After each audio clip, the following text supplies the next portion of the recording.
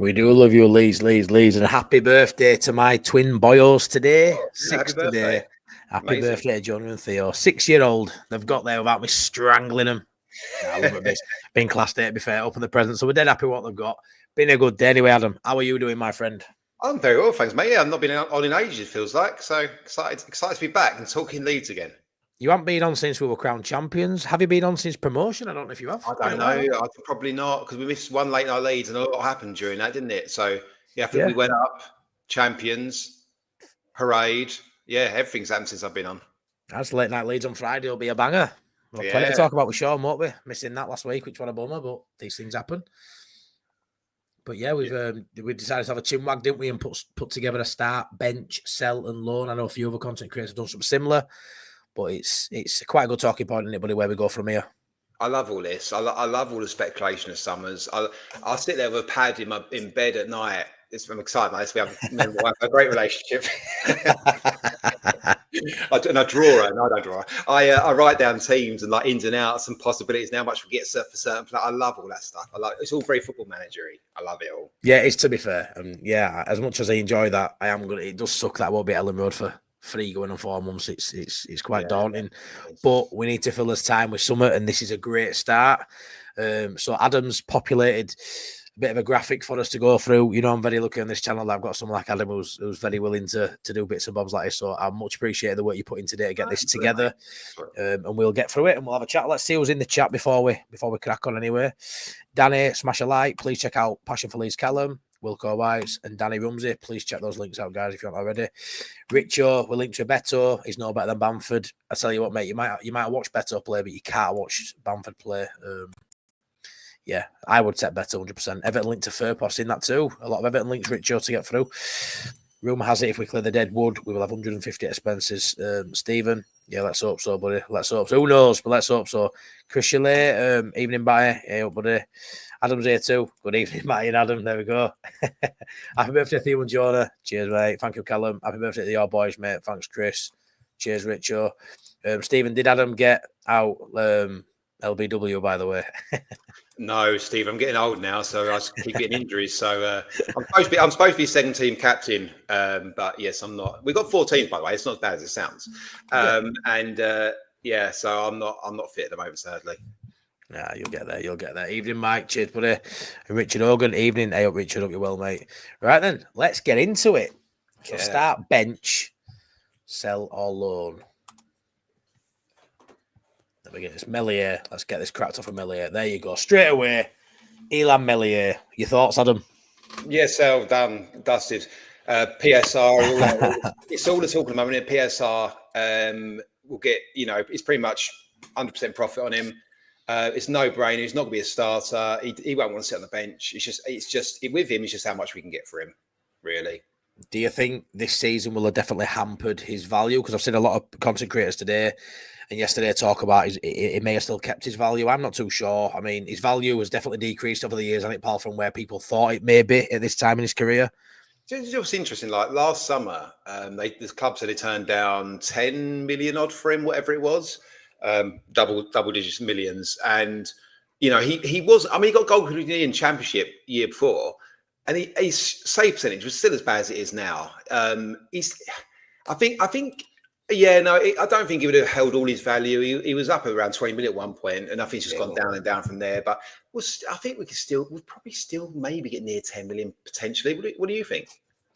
Honestly, mate, I aren't too sure. I don't know why anyone would sign him. Like, I know it sounds daft. I know there's always someone out there for everyone. I mean, I'm married and I've got children. Who'd have thought it, right? There's someone out there for everyone, right? But yeah, I genuinely don't know, based on what we've seen this season, why you would spend 10 million quid on Millie. I don't understand it. Like, would someone come in with a loan to buy option? Maybe is it too high risk for someone in Europe to spend 10 million on Millie? Would you want to loan him and see how he holds up for a year? I wouldn't want to entertain that as Leeds, but I just don't know why you'd buy him, mate. Honestly, I know he had a high ceiling, he's still young and all that, but I just think he's had the worst season possible for an individual I think you could have in his position. I don't think he could have done much any worse, really. It's probably the worst season I've seen from a goalkeeper in my life. I'm sure there might be worse. Oh, Nala's not bad at scum either, is he? But I don't know, mate. I just don't know. Like 10 million quid's a lot of money to teams in Europe, pal. It's not got Premier League money over there. You know what I mean? It's a lot of money to spend on something. It is. I mean, if theoretically, although this has all been completely disproved, all the core ingredients are still there for a very good goalkeeper. Someone tall, very good with his feet. You know, he can make good saves. He can have good moments. He can take catches. But it's I think it's a funny one because everything. He'll have lots of long good patches and then just make silly errors. And people might look at him and go, well, I can get those silly errors out of him. He's still a young keeper. And I think people might see a project in him they can make money on. And maybe then you do get down to sort of 7-8 million. And they think, we could get him because he has been worth that and he's still young. And I think clubs might see that and go, actually, come to a league that's a bit more easygoing. He's not long throws and long balls into the box. He's not going to take lots of catches, maybe France. Then maybe, 7-8 millions on the cards potentially. Yeah. I hope so. I just hope we don't get low ball because I think if someone comes in at 5-6, I think Leeds might be willing to just keep him. And that worries me. I don't think they keep him as number one. I feel like they'll have a price. I think if it's 10 or over, I think Leeds will take it and move on. But I think if someone offers less than that, you may see Leeds dig their heel and you might end up with an Elan Melia still around at Leeds next season. But I think it needs to be sold. I think he'll be up for going. And I think back to France, I think it'd probably be the right move for him. Like I say, lesser standard. I think that's where he needs to go. But 100% selling it. That would. It's not. That's probably one of the easier ones. Easiest ones, 1,000,000%. We'll move on to Carl Darlow now, mate. Bench. I bet easy one as well. Probably. Yeah. I mean, there's no point in selling him. You need some depth. You can't have complete turnover squad. And I think he's proved himself to be a really steady option. He's done really well since he's come in. He's got Premier League experience as well. He seems a really steady guy around the squad, so I think it's an easy one again. Yeah, 100%. Yeah, Chris, I think Melia's got 1 year left. I don't think he's got 2. I think it's 1 year. Might be wrong with that, but I think it is. But with Darlow, mate, I think because we've seen him now, it's elevated him to where we now think, it's worth a shot on bench in Prem. I think if he wouldn't have come in at all, we'd have probably all been saying, maybe third choice at best. Maybe it's time to let him go because we haven't really seen much of him. A lot of people were slating him before he had this spell inside. A lot of people didn't rate him at all, which I'm glad he got his time to sort of shine. He's done not brilliant, but he's been what we needed at the right time, and I think he's definitely proved a lot of people wrong because there were a lot of people that Adam saying before he came in, well, we've got Melia's crap, but we've got Carl Darlow, and he's actually come in and been really steady to a point now where I think as a third choice Premier League keeper, he's bang on the money. And I wouldn't be disheartened if he was second choice, as long as his first choice were, really good and someone who's injury free the majority of the time. I think that's the point, isn't it? Ultimately, everyone knows we've got to upgrade the goalkeeper. None of these three are up to it at the moment to be number one in the Premier League. Yeah. So then it's just a straight shootout between Melia and Darlow. Melia's worth more money for some reason still, whatever it is. 100%. So Darlow's your bench option. That's it. Yeah, 100%, mate. We won't leave too much on Cairns, I don't think, but. Yeah, I said sell on Cairns. I mean, you're not going to get much money for him. Richard, you say leave on bench. I'm assuming as third choice. I would rather have another keeper in there. I wouldn't even mind it being a young one coming through if it's third anyway, to be fair. I don't think, what are we getting from Salford? I don't think there's there's not much money to make on him, but I don't think you can just keep people for the sake of it. I'm not too sure. He needs to be here, pal, to be honest. I think, but he's the one actually. I was quite surprised you said sell because I think he's such an easy keep, homegrown. But you're absolutely right. On that is exactly how highly rated the young goalkeepers are. The under 21 goalkeepers, Mahadi, whoever. It's literally on that because you're not going to replace him. You're not going to bring in a new third choice goalkeeper. So whoever's one of the youths ready to push that position, that's the whole decision on that. Yeah, true. Because he does help homegrown, of course. But if the youngster comes, it doesn't make any difference. I know. So. Yeah, that's what I do. I think for third choice, if we get a really good number one in and Darlow's our second choice, I'd quite like to bring up someone from youth for that third spot, me, and just keep that homegrown quarter that way and let Cairns go play football somewhere else. But that's what I am on the goalkeepers. Just showing here. Darlow bench, I'd sell Melia and Cairns, but I wouldn't be asked if Cairns was still here next year. Either way, I don't think your third choice keeper gets any minutes really, unless it's some absolute travesty of injuries. But I'd be quite happy to go with that. Let's move on. Right then, fullbacks. Schmidt, fullback, is a winger, innit? Firpo, fullback, is a 9, innit? Anyway, here we go. Jadon Bogle, starter for me every day of the week and 15 times on a Sunday. Do you know, should we go through the whole lot and then talk about them as a set, a collection? Or should we do it individually?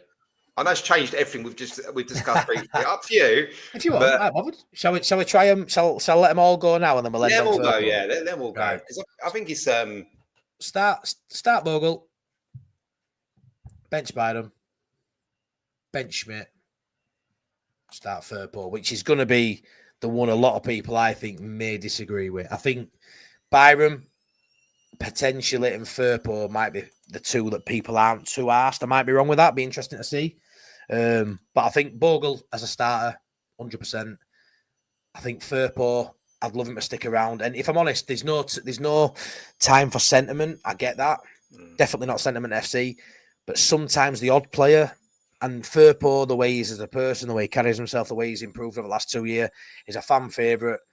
If I'm going to have any sentiment in this squad, Adam, it's going to be for Firpo. I'd love him to stay. But when I say start, Adam, I caveat that with saying I want us to go buy another player equally as good, if not better, than Firpo. Also, Bogle too, and I want them to be elevating the performances because they've got someone pushing them, buddy. But that's the problem with this, isn't it? You've kept all 4 fullbacks. So on that basis, you're going to have to sell someone. Or, I mean, there might be a loan option for Schmidt, I suppose. But I think, personally, I'm happy with Bogle because I think both Bogle and Firpo are a bit suspect defensively, and they will be in the Premier League. I mean, I was watching Arsenal tonight, and you watch Saka just tearing the PSG left back a new one. You think Saka against Firpo is just not a nice matchup. But then, to be fair, Saka does that to every goalkeeper. So it's finding that. Is there a feedback on this? You okay? No, I'm fine, Cat. No, yeah, it's bang on. I'm just hearing stuff then. That's great. I think so. What was I saying? So, yeah, I mean, Saka tears no one for anyone, but I think we need to. So, for me, a lot of this is based around what we need to upgrade. So, Bogle starting, bench, fine. I like Schmidt. I like Byram. I think they're really good at squad options. I think we do need to upgrade Firpo. I like the idea of keeping him because I like the idea of, like at the moment, if Firpo's out, we have no left-footed left back. So we do need another left. I think Schmidt might start covering Bogle more. I think, but I think Firpo. I personally would have him as a bench option. I think because I like him as a backup left back. But you got to have, but I think there might be a bit of horses for course in terms of maybe more defensive, more solid left back coming in, and then Firpo against the bigger side potentially, and Firpo still an option off the bench. Yeah, I agree with. Yeah, no, 100%, mate. And I was obviously say these are my choices, and you're just going to chime in with what we sort of disagree with, just so everyone knows. But I mean, the Firpo one, if you'd have asked me, a year or so ago, I'd have said no chance. If you asked me 2 years ago, I didn't even want him when we came down originally. So it's been a total redemption arc for him. He's a great player. I think he can definitely take that confidence into the Premier League. I actually don't think he stays, if I'm honest. I've just got a feeling everything that's said with Betis, I just think he's got to Betis. There's been too much talk on that for too long for me for that not to happen. And I think it's the best time for him to leave Leeds on that open top bus. It's time to move on, I'd say, for him. But I'd love him to stay, but 100%. I think both sides. I mean, when you look in the free market, which I'm sure we'll touch on at some point, Kyle Walker-Peters, Semedo, there's a lot of decent fullbacks, especially on that right hand side. Kyle Walker-Peters can cover on left, although you don't want a right-footed left back. But there is some options out there of decent players you can get on the free who can be really good cover, but also good enough to push these to another level. So, yeah, I mean, look at that one comment there by Mark. Bench, sell. I think that's brutal, Mark. But maybe. You're right. Maybe we need to be brutal. Maybe you've seen enough in Bogle to suggest he ain't good enough for Prem. A lot of people are worried about that. Can he make the step up? I believe he can. I think the problem with that is, of course, then you sell. Suddenly you've got to buy. So even if Firpo goes, you've got to get. If you want left-footed left backs, you've got to get 2 then. So even if Firpo, so you have to keep Firpo on that basis, unless you really, really believe beyond Bogle, the rest of them are really not up to the Premier League. And then we've got massive problems, like really big problems. You can't have that churn and turnover in a squad. I think no, you can't. Byram's an easy option to keep. I don't think he'll be on a lot of money, and he could, in theory, be a fifth fullback to cover everything a little bit. That's not a terrible idea, and even maybe a fifth centre back. Don't really want that in the Prem. Hopefully, it never comes to it. But it's a real fullback position. But I think for me, I say I'll be getting a starting left back and starting Bogle, and then the rest of it sort of falls out from there. Whether you keep Byram and Schmidt, I don't know. Yeah, no, I agree with that, mate, to a degree, mate. Like I say, fair ball 50-50. Sentiment FC wins for me, but I wouldn't be asked if it stays and, someone else gets that spot. Yeah. As it stands, I'd be quite happy him starting at left back. I really would. Sam Bain and Byram has to go. I don't know about that, mate. I think he's been outstanding. I don't think there's no necessity for him to go. Is there? You talk because It's like Cairns, isn't it? Really, I know I said Cairns still, but it's similar to Cairns, isn't it, with Byram, mate? But I think Byram's even got more plus side. Like everyone's talking about, experience in the Prem. Byram's played plenty of games in the Premier League. Like there is an experience in the Premier League there that he understands the game. Like we haven't got a lot of that, so I wouldn't be trying to push him out the door by any stretch. I think I don't think he'll be on lots of money. I think you could easily keep him. I'll say lots of money. I think is he out of contract again?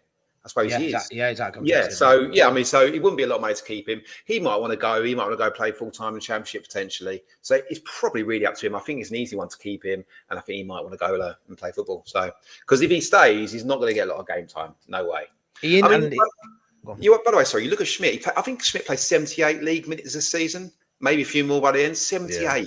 Yeah. So is he really an option in Fark's size? I don't know. He's a project, and I don't know if he would have got there. The thing is, he didn't get there to be Championship level. Whether over summer is going to then suddenly, go up to Premiership level for Fark, I don't know. It's like he got more game time did Schmidt as the season went on, but it was still minimal minutes. When you compile the minutes into one amount, it's less than the game still, isn't it? It's less than the game, it's less than the game, but.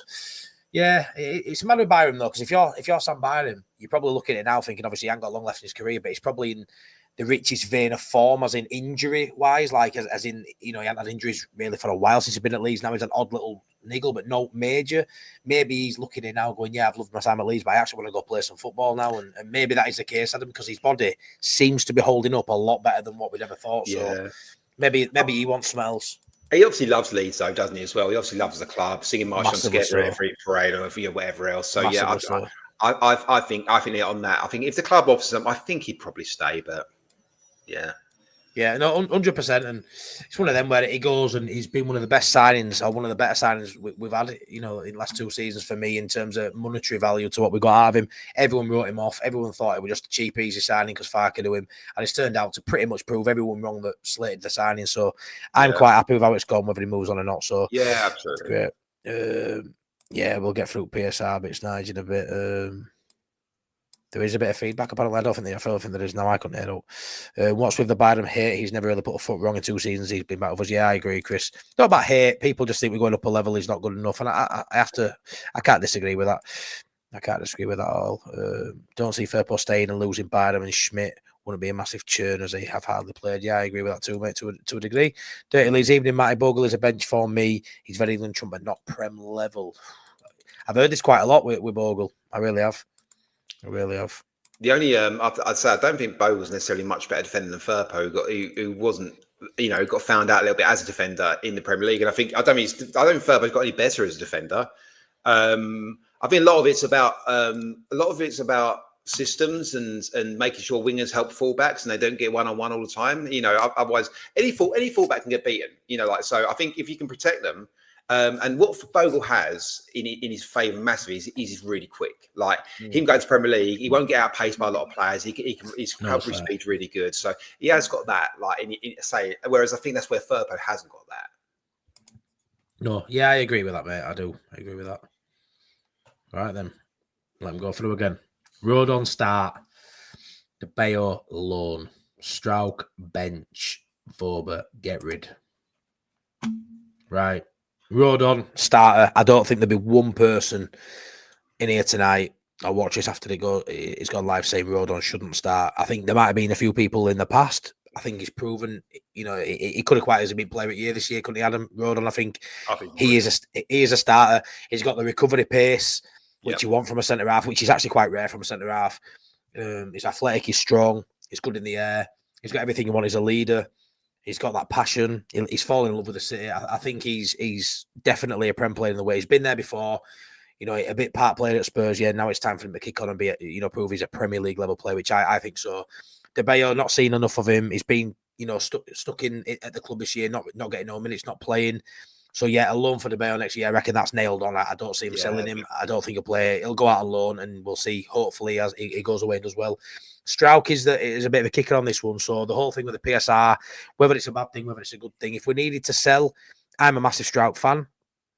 I think he could be one of the ones that. It all depends on him, doesn't it? Because you've got his injury record, which may prove too far for some people because he gets injured for a couple of months every season. And he has done since he broke into first team, Adam. But as a player, I think he would require a bit of a nice fee. If I'm honest, I don't think he'd be, 5 to 10 million. I'd be expecting him to be 15, 16, 18 million. I would say, but maybe I'm inflating that. So I'd like him to stay because I rate him, but I think there could be some decent value there, but I would like him as a bench option. And Voba, I'll be honest with you, mate, I've never liked him. Everything that went on, I've never been a fan of Voba. In Premier League, I don't really like his attributes. I think we were a very poor side when he came in Premier League, and he looked decent because of how poor that side actually was. I want him gone. I asked for watching him play in the league shirt again, but yeah, that's them four for me, mate. How about you? Rodon, absolutely. Starter, recovery pace, everything about him. I think he deserves, I don't necessarily say people deserve things, but he deserves a guy in the Premier League. And I think he'll be very good in the Premier League. Because people talk about buying players, they're going to go on value. I think Rodon I think people will look at him and go, oh, that's a Premier League centre-back. And I think in regards to Leeds United, his value will shoot up. The Bio loan, I mean, he's I don't know what choice he was this season. I mean, I think Clark would play Byram at centre back ahead of De Bio if he had to. And that's I just think so I think he maybe 6, 7. So he's not going to get a look in. That's fine. He's young. Go away and learn your trade. Yeah, Voba's I think Voba's an easy sell. Voba's an easy sell if you keep Strauch. If you don't keep Strauch, because you don't want to be getting too, because actually, I mean, you're sending De Bayo on loan, if you're selling Strauch and selling Voba, suddenly you've got one centre back, one senior centre back. I agree with Ampadu, but I think he's going to need in midfield. So I think you might keep Voba, sell Strauch, but I'd certainly rather sell Voba as a player. I think Strauch and Voba are similar centre backs. I said, I don't know if you listened to my voice not earlier, Matty, in the group. But for me, centre back partnership used to be one went tight and one dropped off, even in a two, not 3 in a 2. Now these days, you watch it, all centre backs, they're never really like right up touch tight, following them forward into. It doesn't really happen. It doesn't, Tottenham do it and they get caught out because players just play around the corner and then you centre backs miles out of position. Every centre back now, they're touch tight, don't get me wrong, but they don't follow players. They're not trying to hustle, not always trying to pinch the ball. They're a bit more standoffish and they're making sure players don't get beyond them and they're not really worried if the game's in front of them. Strauch and Voba both try and nick the ball all the time. They go in front, and you see Strauch all the time. That's why Ampadu looks a much better centre back in the Championship because he just takes less risks. And what he can't be doing is taking more risks by Strauch and Voba in the Premier League. Strauch can, he's always done it, but he can get out of his game. I think he's got lots of great attributes. He's a really good centre back, but that's the one thing that lets him down slightly. So I think ultimately, Rodon starting, and then the other 3, there's just question marks over them all. But ultimately, by the way, I think we need to buy our best centre back still. I think we need to get. I agree. I know a couple of people said on Preacher the other day, and I think it could be Rodon Ampadu. I know what he's saying. I know what it looks like, but I think we need to buy our best one. I think we need to go and spend 20 million on centre back and get a really. And I think actually Star Wars they'll be very, very similar to Rodon. Very similar. I fully agree with that, mate. B Quirky here says Ampadu should be down as a centre back. I don't think he's going to be an option at centre half in Premier League for me. It may be an option if he's bad injuries again, but I don't want him to be third choice centre half in the Premier League. I don't think he can be that. But I think it's hard because we see Rodon plays best football with Ampadu, but I don't think that works in the Prem on a consistent basis. Like you say, I think our best centre half, Adam, is yet to sign for us, in my opinion. Yeah. And like you say, it needs to be a big one. Hopefully, so I mean, there's been that lad from Marseille, I think. We need someone who's been in a top 5 league for a fair few years, someone who's mid-20s experience, maybe an international footballer, hopefully. I think our best one is to come, and hopefully Rodon can strike a partnership up with someone like he's had with Ampadu, but someone who's a bit more savvy when it comes to playing a centre half in Premier League. We're not going to have as much at ball in Premier League. I wouldn't have said. We're going to be playing against teams who have got quality all over pitch. And would Ampadu and Rodon still be able to perform at this level? I would seriously doubt it. I think Rodon can. I think Ampadu can, but for me, not at centre half, mate. There's a lot of sell Strauchs there, isn't there? By the looks of it, a lot, mate, a lot. Yeah, and I don't know if that PSR thing's worried people, because I were worried first, and I spoke to you about earlier. And I was like, he's someone who could potentially go for all right money if that is a problem. As the day's gone on, and I spoke to other people, I aren't too sure we've actually got to have a sacrificial lamb. I think the people who are on here who we've put us sell, I think they all add up to a tidy-ish sum, plus what we've got anyway. I think we can spend enough without having to sell a Strauch, without having to sell a Nonto. Because I put them two in the same sort of branch. Are still decent age, still got room to grow. I mean, you look at Strauch. I mean, some people, Joe calls him Virgil van Strauch, doesn't he? Physically, he's got everything you'd want from a centre half, and he can actually play a bit of ball as well. So I think Strauch can still go to another level. I don't think he's hit his ceiling yet, Adam. He's the one I think could go for all right money, but I think we could kick ourselves in a couple of years if he moved on to, I don't know, say he went to Ajax or somewhere, like a decent side. And I reckon he could stand out in these sides, and in a couple of years, we could be looking back saying we've missed the boat with him there. No, I agree. I think there's a bit of Rolls Royce about Stroud, the way he plays. Rolls Royce, yeah. I think, but it's whether centre backs in a struggling team or a successful side look very, very different. Now, John Terry's a brilliant centre back, but if anyone ever ran at him, they took him on every single time. He just made sure it never happened, because he had Makaleli in front of him tackling people. So it's like, in certain like look at Rodon against Plymouth. The guy just walked past him, didn't he, in the box? And then Rodon waved his leg out, and he could have brought him down really easily. It's really bad defending, but that's like, so it's all system. So actually, so you look at it, say, attributes of players, and Strauch as an attribute of player in a Premier League struggling side, you much rather Rodon style, much rather some bit of pace, recovery speed. He's going to win. He's going to win all his headers, etc. But yeah, I think. If decent money, the problem is if decent money comes in, Vogel almost said to go. If decent money comes in for Strauch, then we've got to buy two free centre backs. That's a lot of, and then I know PSR works, and you amortize the other value, blah blah blah, agents fees, but it's like it's still got to work, and you can't really have that churn of squad. I think ultimately, I think this, I think I'd be fairly certain. I put it to this: will be spot on by the end of the transfer window.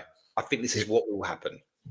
What we've got down here today? Well, these four in particular, yeah. I think that's bang on me. I genuinely do. Yeah. Out of all the slides, all the positions, I think the defence, looking at those four, are probably what will be. I mean, a lot of people in chat today may say Rodon should be captain. I think he's got the qualities to be, but I think Ampadu will remain captain. I don't see any reason to change that, to be fair. But a lot of people will get into midfield. But a lot of people I've heard say Ampadu shouldn't start in the Premier League. So if he didn't start, could Rodon be a captain? Which I would understand why people would say that. Rodon is 100% better than Ben White. He's not. Yeah, I mean, I'm not too sure. Different kind of centre half for me. But we fell in love with Ben White, and if he'd have still been here today, we'd have all been lording over him. Luckily, we fell in love with Joe Rodon, and we were able to sign him, weren't we? So we got that one over the line. But I would say we only got him over the line probably because he isn't as good as Ben White, or wasn't as good as Ben White at the time we signed him, that's for sure. Well, Arsenal don't like Ben White at centre back. They play him right back, don't they? They barely play him at centre back. So there is maybe something in that. Yeah, too right. Southstand calm as it stands without any players being sold. We could only spend 70 million. I've heard that's what everyone's been saying, buddy. Don't know how true it all is, but have to see how it goes. Tickle those like for the lads. Chase Top Banana. Go for tomorrow. It's funny, isn't it? Like, that's what I was discussing earlier. There's so many variables. There's lots of variables that you can have a decent bracket for, and there's in transfer windows, there's loads of unknown variables as well. So you go for a certain player, and his agent wants 6 million rather than the other agent wants 3 million. So you go, so it's all money. It all goes out the door. So you can't just say this is on transfers, because there's signing on fees for players. What's their contract? So it all builds up. It all builds the picture. So you can't say this on transfers. It's just not. No matter what people are guessing fee wise and what we've got, it's guesswork at the moment. Yeah, of course it is, right. That's where we are so far. Anyway, start Firpo, Bogle, Rodon, Darlow, Bynum, Schmidt, Strauch on the bench. Sell Melier, Kenzavoba, and De Bayo out on loan. Let's see what's next. Right, midfielders, centre mids. Let's go for it. Ampadu. It's going to kick off in the chat. Yep. Start. Gruev bench. Tanaka. Start. Rothwell. Sell, but obviously release. Don't re-sign. Goes back after his loan spell. This is going to create some talking points, I think. Do you want to start, Adam, with this one? Well, no, they're your choices. I don't want to pick up from. Well, Ampadu for me. under this manager, he's going to start as captain. He isn't going to play centre half. I don't see him being demoted to bench. So I think he starts. Do I think he's good enough for Prem? I don't know. But do I think Daniel Farker's good enough for Prem? I don't know. There's a lot of people. There's a lot of people who can boss it at this level, including the manager, and are unproven in the Premier League. Ampadu as our captain, I would say we'll get a crack at it under Farker. If we're a different manager in here, who knows? But under Farker, he will get a shot at it, and he deserves a shot. He's just lifted his fucking championship title. So for me, Ampadu has to start in midfield. I think Tanaka is the obvious yes. Everybody would say Tanaka would be the starter if you had to pick. Do I like the fact that his midfield wouldn't be upgraded at all in terms of the starting two? That bothers me, Adam. Yeah, but that does bother me. I'm not blind to that. I'm not daft to that, but I don't think I'm comfortable with dropping either of them either. So again, I'd want us to go out there and strengthen and bring someone in who potentially, if a couple of games in, could surpass maybe an Ampadu, could surpass a Tanaka, which I don't think would happen, but could happen because we don't know yet at that level if they're good enough. Gruev, massive fan, love Gruev. Again, if it comes down to money and PSR and they need to relieve someone of the duties, I think Gruev could be one. We've seen Dortmund linked it past. I think he'd bring a tidy sum. I'd expect Gruev to go for, as a Premier League player now, I'd expect him to go for 10 to 15 million. He's a steady Eddie. A lot of clubs will be interested in Gruev, that system-based player. A lot of clubs would like Gruev in their side at 1,000,000%. Yeah. As a bench option in Prem, I don't think we could go wrong. I think it'd be great. Only leaves Rothwell for one of them to go for us to bring someone in, because I don't think if we kept Rothwell, which I would love, by the way, some people in chat I can see already saying keep Rothwell. I would keep. I love Rothwell. There's no not to like about him. For me, he'd be the fourth choice in that midfield, like he probably would have been this season, depending on injuries. I would be happy for Rothwell, but I want to see an addition in centre midfield, so he'd be the one I'd let go. Bring someone in who's as good as Tanaka, who's better than Ampadu, and let them fight it out for that spot. And if one of them drops out or the new signing drops out, you've got Gruev and one other to subsidise whichever two start. But for me, it's Tanaka plus one. But I think he goes with Ampadu to start with, Adam. Yes, as you say, I don't particularly like the idea. Although I think I'm agreeing with them both starting of not upgrading in centre midfield. Yeah, I'm saying. But the Rothwell thing we've chatted about, haven't we? So for me, Leeds United in the Premier League, we play with two DMs, and so we played like that in the Championship. But Rothwell would always be, get forward a little bit more. They'd always play behind the ball, never go beyond the ball. In the Premiership, it's going to be even more like two DMs, and I think we haven't got a spot for a fourth DM who's a baller. It's just not going. It's not required. It won't be required for us in the season. So that fourth spot for me, the profile we're missing in this is a destroyer who's a physical destroyer, someone that can get around the pitch very quickly. Decore. Rothwell going, and obviously not, but a type of, sorry, I was obviously not, I don't know what you said, but a Casado, someone like that. Yeah. That type of player that's physical, can get around the pitch, and just I think that because everything we've done here that with groups like this, because actually we're trying to build a squad. So it's not about he needs to go. Actually, where do they fit into the squad? And for me, the fourth DM needs to very much be a DM, as I say, and it needs to be a destroyer. And Rothwell just doesn't fit that. I would keep the other three. If Gruev goes, there's probably some FFP in that. And I think or PSR, what the hell it's called now. And we can probably get a younger model of Gruev in the same sort of style. You probably find one for less money, and that doesn't need to work like that because again it's amortized. But I think for me, Rothwell goes and you replace him with a destroyer for me personally, and that destroyer has to be good enough to push to start.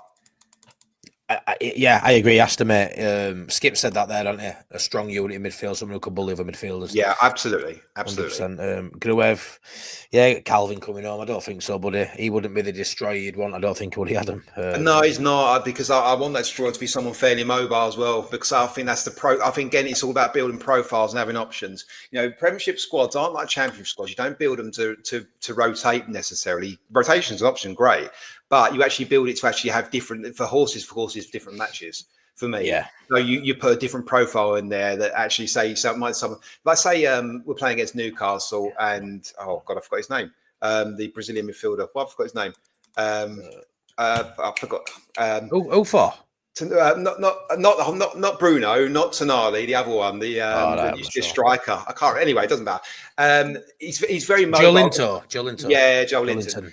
Yeah, sorry, happened there. But yeah, he's really mobile, and suddenly, you got to try and match that, and you might go overrun with that free in midfield. So you might want to go free in midfield. So you probably need someone a bit more physical in there, someone to get around the pitch a bit more. As soon as you play free in midfield, there's more open space around them. They're covering more space. So you need those options of different profiles, I say, and that's where it just comes together. That Rothwell just doesn't fit into the four for me. Yeah, no, I get that, mate. 100% get what you're saying there. I mean, Lee said there to sort of keep them all, the 2 starters and other 2 bench, which is what we've had in Championship. Like you say, as much as we like Rothwell, has been great at this level. He's been one of his better players at times this season. He's been great, but we need to upgrade in areas, and to think of not bringing in one centre midfielder just doesn't sit right. Going up to Prem, like you say, for all we know, Ampadu and Tanaka just might not be at Prem level. They just might not be it. As much as, we really love Tanaka, we just have no idea yet, do we? So it's so risky not to go out there and bring in hopefully a 20, 30 million. I think we need to go spend 20 plus on a centre half who we know is proven it in a top 5 league. We need to do the same at centre midfield, and whether they start or not, they need, like a Ramazani, someone who comes in who may not start, and we're all sat there after 20 weeks going, how's he not playing? Well, that's what I want in Prem. I want to be looking at his bench going, how's he not playing? Because in Prem, you need players on bench who are 20 million, 15 million. I know that takes a couple of years. That normally takes a couple of years, doesn't it, to accrue, but you need to be looking at, look at Villa, some players they have on the bench. At the time of the season, they've had Callum Watkins on the bench, and you're going, how's that? Not Callum Watkins. They've had Watkins on bench going, how's that working? Yeah, it happens. We need to get to that level. So for me, we need to upgrade there. And as much as I love Rothwell, and I wouldn't mourn if all 4 were there, I would just find it very hard to believe we're going to do well if we don't upgrade at least one of these, maybe 2. Rothwell and Gruev, potentially we need 2 in there. We'll have to see. Massive difference. 30 leagues, massive difference of Prem. We can't go into Prem with Rothwell and Gruev. Great lads, top champ, but nowhere near top level. Potentially, mate, and that could even be said for Ampadu and Tanaka. Yet we don't know, do we? It could be said for all of them. Yeah, you got to buy that player, and then if Gruev is the 4th option, that's okay. Like your 4th option shouldn't get a lot of game time regardless, and it's got not. Thank you, Doc Scott. It's not going to be the quality squad option necessarily. It's just got to be a squad option. So if you've got the 3 that rotate, that's okay. And then Gruev is really steady. You wouldn't want him starting 15 games in Premier League, of course, but he's a steady 4th choice. He's okay. Nah. And ultimately, by the way, great to upgrade, but I'm not sure we can have that churn of the squad. No, I agree. Stevie says, I get rid of Matty, Wayman, Blackburn, Connor. They never shut up. Keep Lockie and Joe. They get on with the job. Oh, and that pensioner, the one who goes by the Whitey name, totally useless. Tell you what, I'm not in bad company there, mate. I'm not in bad company there. I'll take that. Wayman, Blackburn, and Connor. Yeah, and Matty. I'll take that, mate. Yeah, hope you're well anyway, Steve. Gruev will be an important player for us next season. Might not start as much, but will be good. Come on, can defend the lead. Which, I can't disagree. I like him. If he plays, if he's at it Prem, he'll definitely get minutes under Farker. Farker loves him. It's just unproven at that level. And like we say, we have to upgrade somewhere. He might be one of the ones that we've maybe got to upgrade. We're hugely linked with Longstaff from Newcastle in his last year. I've seen a lot of people say they're not asked for, Adam. I know 100% you would like Longstaff. And like Quirky says here, Longstaff's coming and is proven. He's exactly what he is. He's played Champions League. He plays for Newcastle. What he is very good at, though, to be fair, he's very good in the free in midfield, because that's really important point of what we've done here. We on the start bench. So if we were suddenly to go to a 4-3-3 in the Premier League, you'd keep all these 4, because great, you need to build centre midfield, so it's not fine. That's fine. But I think and Longstaff, to be fair, he's better than a 4-3-3. He gets around the pitch. He's got legs. He's tall, tackle. He can score goals. Perfect for us. He upgrades on most of these lads. But again, in a 4th, it's like saying about Thomas Souček. I mean, for us, if he's coming in, he'd be more of a 10 than a DM, because he's not very good on the ball. And he's quite immobile, but he could operate in that 10 and arrive late in the box for crosses, etc. So yeah, it's what we're talking about.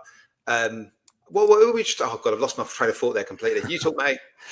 Talking about him from Newcastle, mate, your mate. Oh yeah, no, yeah, it'd be good. Yes, Longstaff be very good. So yeah, I'm starring a couple of comments. I've just seen you skip bang a decent one in, so I'm starring them. We'll get back to them towards the end.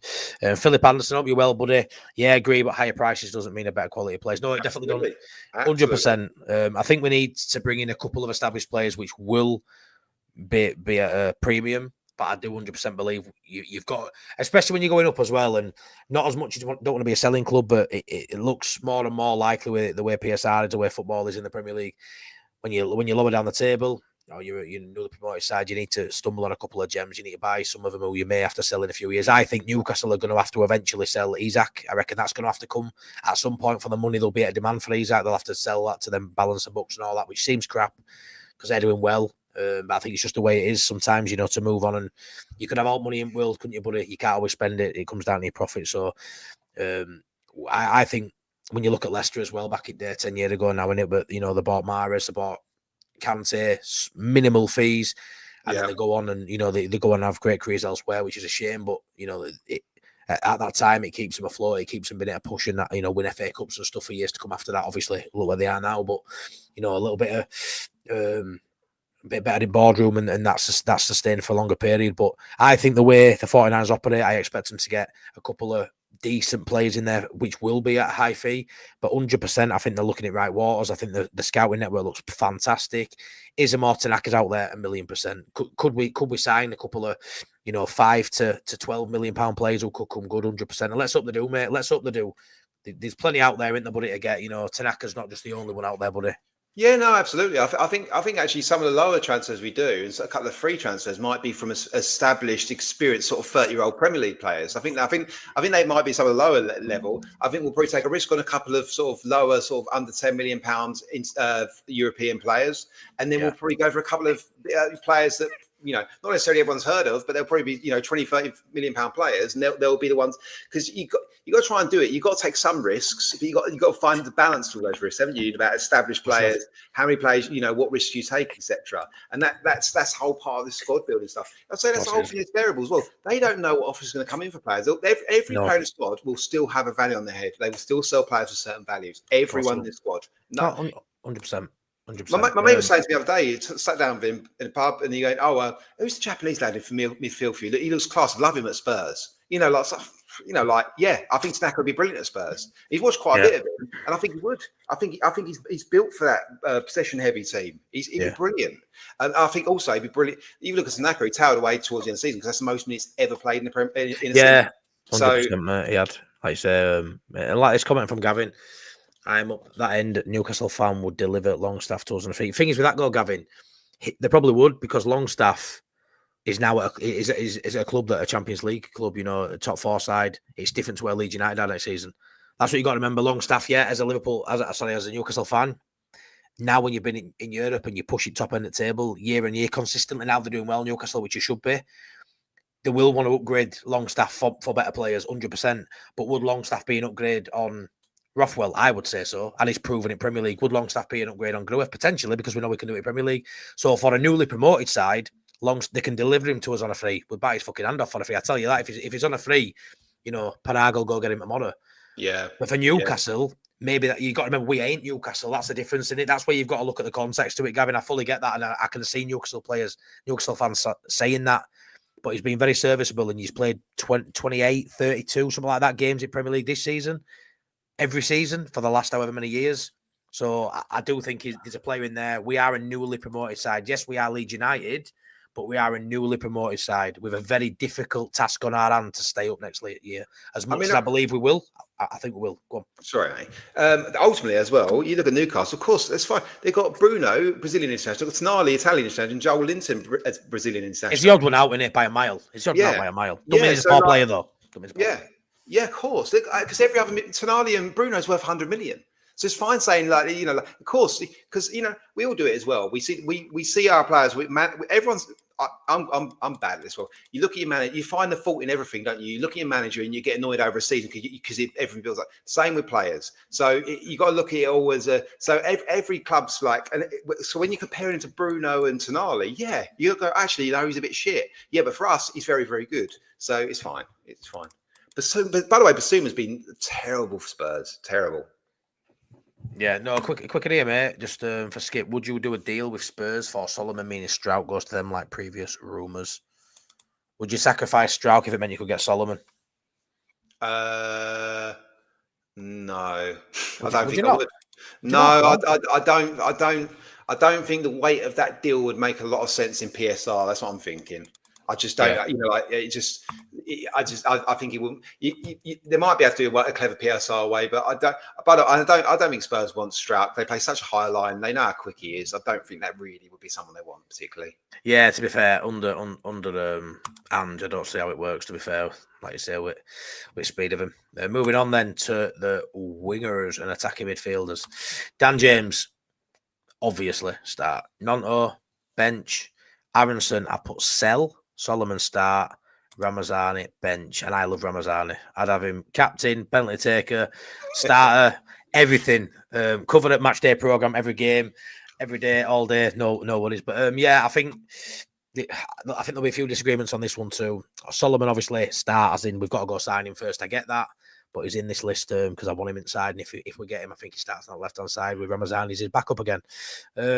Aronson, sell. I can go by the knowledge of a bench option. It comes on when teams are tired and runs around. I get all that, and I think there will be people that think we should do that. But we have got to sell some players. We have got to lose some players. And when you look at the weaker players in our side and the positions you can definitely get better in, Aronson screams out that that's a position that A, we can do better in, and B, there's a little bit of money there. He's now 3 years of his contract to Leeds has gone. I assume he'll have done a 4-year deal. I don't think we'd have gone 5 or 6 years now. So I think it might be a 4-year deal, I would imagine.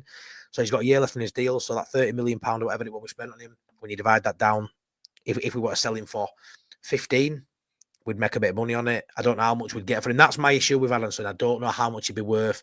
Stats-wise, G&A, I don't think it looks too bad. His actual individual battling stats and, losing possession and giving ball, I'm not too sure if his stats look brilliant on paper. I haven't looked at them. There might be someone in chat who can tell me that. But I would assume he'd do all right. It's been a decent year for Aronson, so I think if we can get sort of that money for him, I'd take it. Definitely can upgrade for that sort of money in that position. Dan James is star boy. He starts, and I expect him to look a Premier League player this time round. Adam, I really do. And Nonto, I think that the other three, I think are fine. The other four, I think all four wingers are perfect for the Premier League. I think Ramazani and Nonto have a bit to prove. I think they're going to go into the Premier League chomping at the bit. My only question mark is I think Nonto's had a decent season in spells. Ramazani's had decent in spells. They haven't really shown it consistently because of how good the other two were. So I think they're going to elevate the performance when they get given a chance to try and prove that they're worthy.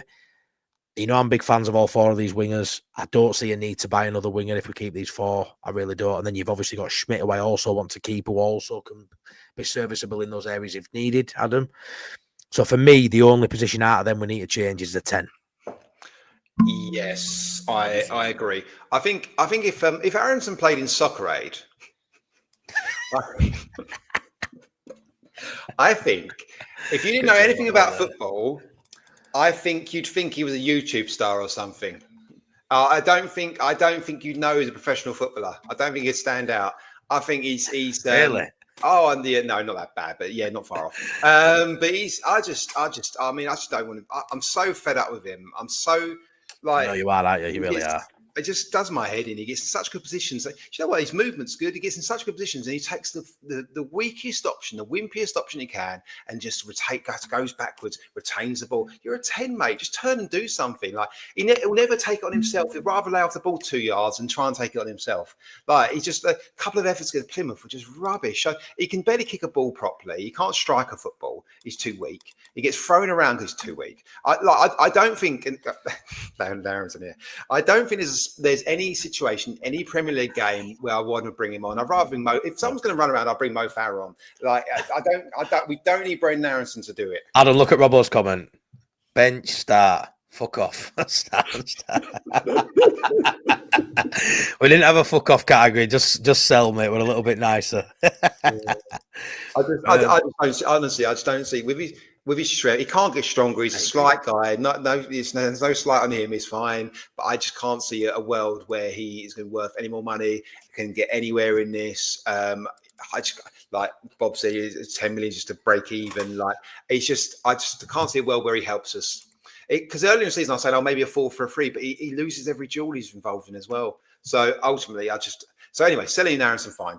I think what kind of money though do you think you get for him? Oh, I don't know who on earth is going to buy him. I don't know. Do you not think stats wise and to the eye test at all, anyone would look at him and go, "He's done all right at Leeds United"? Or do you honestly think a bit similar to Melier, like I was saying with Melier, who'd get him? Are you on that level with Aronson?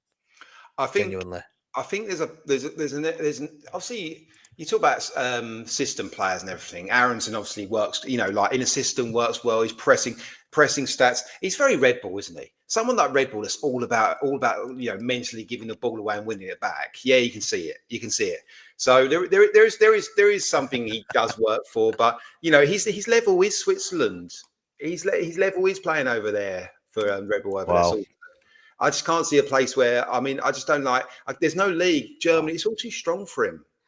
He's not, I'm saying he's not he doesn't seem to have an aggressive bone in his body. He doesn't take the aggressive option with the ball. Like he doesn't go hard on challenges. It's just, let's talk about the rest of it. The rest of it, I'm pretty much with you. As you know, a little while ago, I was a little bit against Solomon in the Premier League because his tracking back isn't brilliant. But I think he's been as soon as he scored that goal where he curled in top corner, I thought, oh, okay. Right, this is proper Solomon. This is what I thought we were getting. Yeah. Like, I've always liked him as a footballer. I think he is our best footballer. I think he's a class footballer. He was the best footballer in the Championship last season, Solomon. I think he was. I think ability-wise, he can't be touched. No one's near him. And suddenly he's got that back as well. And it's something about he can beat a player. I think he's lost a yard of pace, but he still has that moment explosion. But I don't think he can hold it quite as long. I think, it depends on his value. I think Levy might play really hard, and I think there might be competition where we can't get him. But let's presuming we are. I quite like the idea of getting a left-footed winger as well. They can play right and left with a different profile. Yeah, I agree. But ultimately, you need that creative 10. I don't want Buendia anymore. I think we need to get someone a little bit more. Buendia's a good player, but someone that's been doing it for last. I think that position in particular, we need someone that's been in form and playing well for the last couple of years. Agree. They can hit the ground running, definitely. And then probably we need an extra one as well, because there's only five there into 3 spots, and then you've got 3 backups. So you might have an extra one as well, potentially. About Ramazani? I think Ramazani is a brilliant player. I think he's really talented. I just don't. In a Fark system, I'm not sure. There was a falling out, whatever anyone says, of some description because he didn't play him. That's quite obvious. So, and then anyway, so I'll go into that. I think he's a really talented footballer. He's got as much ability as everyone else on that list, pretty much. I just said about Solomon, the best footballer. I just don't know quite where he fits into Fark's system, because Fark is still going to do the same thing of starting the same team as much as possible and not making subs that impact games very well sometimes.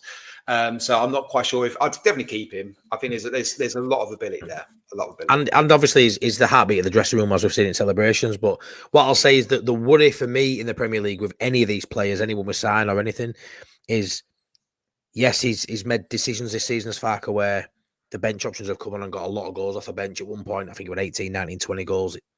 But in certain games when it's tight, because a lot of the games this season it weren't tight, and he weren't asked about throwing all 5 subs on then, regardless of how late everyone got minutes. But when they're tight, he's been reluctant to use a bench. Ramazani hasn't had minutes. There's been times when none of them had minutes. And in the Premier League, they're going to be tight games. If we're winning, they're going to be tight. It's going to be small margins. We're going to be losing potentially. Yeah, he might go to the bench if we're down a goal to change it. But when it's a tight game, it doesn't tend to give everyone the minutes that you maybe want him to have. And there ain't going to be many games with 3 or 4 up in Premier League, if any. So that's a little bit of a worry for maybe even some of the players wanting to stay. Maybe a Ramazani, will they look at it? Will that be something that plays into the mind? Potentially. I'm just playing devil's advocate here. But I think you'll bug here. It's mad we say sell, keep. Can't do it, lads. They just won the league. I get that. But we have got to improve in a lot of areas to... it's all right winning this league, and fucking that's been brilliant. But we're going up to a new level where we ain't going to win the league. We ain't going to be top 10. It's a dogfight, and we have to improve in all areas. in sentimental wise, and you want them all to have a crack because they've all been part of this side this year that's got us up. Everybody, you want every single person to have a crack, but in reality, that don't work, does it, Adam? There has to be key changes, big changes, and I actually believe there will be a lot. I expect maybe 7, 8, 9, 10 people to go out, including fringe loan players. Don't get me wrong. I expect 6, 7, 8 to come in. I think it's going to be a massive churn because the 49ers know it's needed, and so does Daniel Farker. He wanted more players in January, apparently. He wants more players now. I think everybody's under the no illusions really that there needs to be mass improvements to the depth of quality, Adam. To be honest, I think we could have waited another week. It's good, that, isn't it?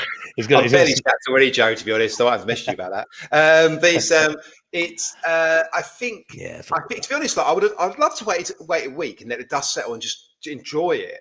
But football moves on so quickly, and everyone wants to talk about this. Everyone's doing videos on this, or lots of people doing videos on this. So you have to talk about it. And ultimately, it's such a huge step up. It really is. You watch Arsenal against PSG. Like, they've got so many good players. The physicality of the side, the pace, the power, the ability, the formation, the way they understand their system. It's something else. It's something else. And of course, Arsenal are the team we need to beat, but that's who we're coming up against. And they're obviously one of the better sides in the league, don't get me wrong. But that's who we're coming up against. We've got to beat West Ham's. We've got to beat, all these teams have had years of building £40 million player squad. Like, they've got like 3 or 4 players everyone on the bench worth £30 million plus. You've got to try. And everything's stacked against us here. Everything. Everything was in our favor. A lot of stuff was in our favor in the Championship. It's gone the other way now. PSR is just like, because you can 13 million in Championship money and 30. Is it 35 in the Premier League? It's 35, yeah. 35 in the Premier League. So they're all allowed. So we were allowed to make less money because it's all 3-year cycles. We had 2 years in Championship, 1 in the Premier League. It's really unfair. Like, it's ridiculous. It's not a fair playing field. It's not. So we've got to do everything in our power, whatever that may be. I'd love to see our 10% owners, Red Bull, actually go, here's a couple of players that can help you out, or here's a couple of players we were going to buy, blah blah blah. Whatever it is, because there's money for them as well. So yeah, I think it's such a step up. Whether this is fair or not, they are, these all players, they're paid very well, blah, blah, blah. And what we're saying doesn't even matter, of course, as well. So, yeah, it is what it is. Like, we just need upgrades on lots of positions to even compete. And ultimately, it's with all of it, it's Leeds United first. Yeah, of course it is, mate. And we could upgrade and spend loads of money. It's still not be good enough, mate. So we've got to give it a crack. Sean at Wilco White, say up, buddy. Hope you're well, mate. Be watching from work, I'm sure. Evening, lads. For me, Birmingham City in the Championship would be a good move for Aronson with the American connection. Yeah, on paper, really good. Aronson, I don't think he'd want that move at all. But yeah. Southampton. What about Southampton? Team going down, can afford 7-8 million. Championship number 10, just scored this. Aronson might not want to go back to Championship as well, of course, but that's Southampton's not a bad shot. I actually think Aronson stays. I really do. I mean, I want to sell it. I actually think he stays. He's one of the players I think they may keep, mate. Oliver, good to see you at the parade. Ron Oliver, really nice to meet you at the parade, mate. Thanks for saying hi. Really, really top guy. Yeah, as soon as you said your name, Oliver, I went, yep, I know you are. Brilliant, mate. Really good to see you. Quality day, mate. Absolutely mint. Aronson will stay. That's not what I want, but I think Farker likes him. Yeah, Clem, I can see it. I also think money-wise, I think we might think more of him than what a lot of other people do, if I'm honest. So I can see if the money's not right as keeping him, because there's no point underselling him. If they've got a value, it was point underselling him when he could probably do a job off a bench for 15 seconds, maybe. I don't know. That's an interesting one with this list as well, because on the DMs, Andrew obviously likes Aronson. Obviously. On the Britain. On the DMs, I said I think that 4 will be exactly how it. This one, I think we could get 3 wrong on this really easy. I think Nonto might go, Solomon might not come, Aronson might stay. I think it could be very, very wrong, this list, very, very easily. These attacking midfielders. Yeah, 100%, mate. Could yeah, Ramazani, as good as entertainers managers at Leeds. Yeah, he's been class on him, mate. Lee says, smash the like for the best YouTube in the land. Cheers, Lee. Thank you. Yeah, please smash a like. Please subscribe if you're new here. Dan James, 20 minutes sub. Yes, I think he starts me. I'd be shocked if he doesn't start. Ramazani has Somerville's ego. Farker seems to have tamed that now. He will be an asset in the Prem. I think he'll be an asset. I'm not too sure about ego. I think because he wears bling around his neck and he's quite outgoing, I think it's quite easy to put them two and two together and think he's. I don't really know about his ego. I haven't seen no that shows that, if I'm honest. Every player to be a good player has got an ego. Oh, they've got a bit of an ego. Don't get me wrong. Yeah, it's whether that influences anything in a negative way, isn't it? Or whether you toe line as a team, mate. So, yeah, of course, mate. Yeah, check out the links in the chats if you don't mind, please. Aronson will be fine off the bench. Ramazan is still dancing on Twitter. Yeah, he is. Oh, honestly, what a guy! What a guy! Buy some of Tanaka's mates. Yeah, I'm sure there's a few of them. Yeah, we'll get onto up front anyway. Right, let's have a look. Let's have a look. See, fizz them in so far. Right then, Bamford, sell. Joseph, loan. Gray, bench, Pirro. So off the bat with this, I think Pirro could start in the Prem potentially, but it's too much of a gamble to only rely on Pirro. Need to bring a Premier League proven or a top 5 league proven player in for me. Spend some money. For me, they need a top centre half, a top centre mid, who I think may start on the bench, as I've said, and a top striker plus sort of that 10 position. Now that spine's decent, but alongside, I think it needs upgrading. It needs a bit of quality and some decent money splashed about in that spine as well. I think, like I say, Rodon bang on, Tanaka potentially bang on, but then that top of that spine is definitely need of some serious money. And Bamford's done really well. He's put a smile on my face. Even watching him play guitar these last couple of days has been a joy. I didn't think I could smile looking at Patrick Bamford anymore after the pulling my hair out season after season. But his redemption arc's been nice this last couple of months. He's done really well. I think what you've seen with Bamford is what he can actually do when he hasn't got a niggle. I feel like he's been hampered with injuries, and when he's come back, he's always been rushed back. He's never been fit enough really for big minutes. He's come back with niggles and injuries, and I think that's been proven now that he looks happy. He's smiling again. He doesn't look like he's got any niggles, and he's been very good for the minutes he's played. But you can't let that cloud your judgment for going into Premier League. I don't think it will stay injury free for long. I don't think when we go up that level, he's someone who could cope at that level. If I'm honest, as much as I've sort of fallen back in love with him again, I do really like him I always have liked him as a person. He's a lovely guy.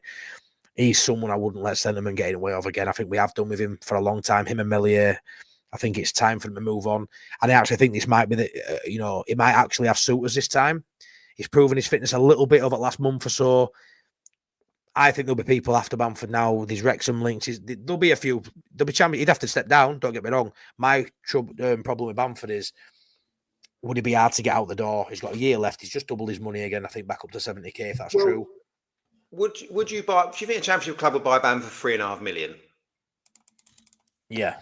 So that's basically what you do there is you buy his contract, right? So $3.5 million buys his contract out, so we break even on him. So then we go, okay, thank you. So I think we can get rid of him because I think a championship club might come in $3.5 million. I think there's something there still, and ultimately I think you've just got to draw the line under Bamford now. Because I know as well, I'll be back in bloody February, March, going, let's start Bamford. Yeah. So where it's, I don't want to get back there again. I know what the answer is. We'll start Bamford. Yeah, because I'll have him in the team on late night Leeds. I'll have him up there, leading the line. By the way, he's exactly the profile striker we need. If Perot's your other option, what Joe just said there, I agree. I think Gray is a young man that isn't fully, grown up yet, whatever, fully developed. I think playing in 10 probably makes more sense for him at the moment, maybe coming from left occasionally. Stand up against big centre-backs. Gray against Van Dijk, he's just going to get absolutely bullied, isn't he? Of course, he's a young lad. So, May 10 wing or whatever, fine. But I think, ultimately, Pro bench ups and great. I think Pro's such a good finisher. There's so much around that there's an element that can just work in the Premier League. I think when he's on it, his touch is good. That ball from Nonto, he can do all that sort of stuff.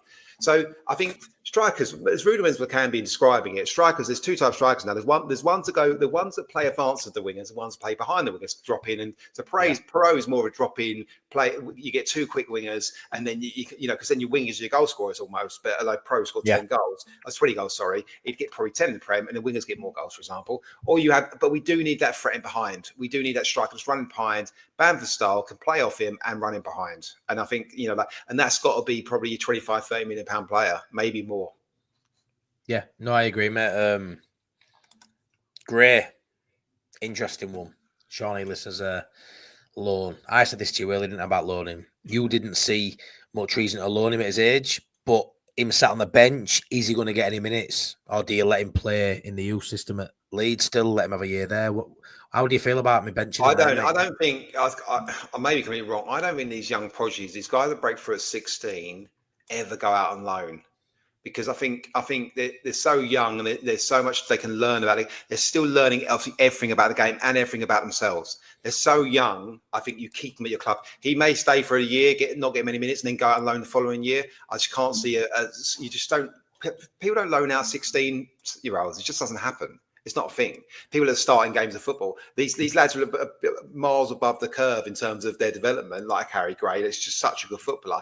They don't get loaned out at 16. It just doesn't happen. And it's not to say he gets loads of minutes at Leeds United. I think he just stays for a year and then we go again in the summer following, because you don't need nothing needs to be forced to at the moment. He's so young. Keep him in house. You know, we're a Premier League club now. We're going to have Premier League strikers. He can learn from the players, be around it. And I think he might learn a lot more than that than playing in League One and getting kicked every week and scoring 10 goals in the season. I just don't think that's not him yet, I don't think.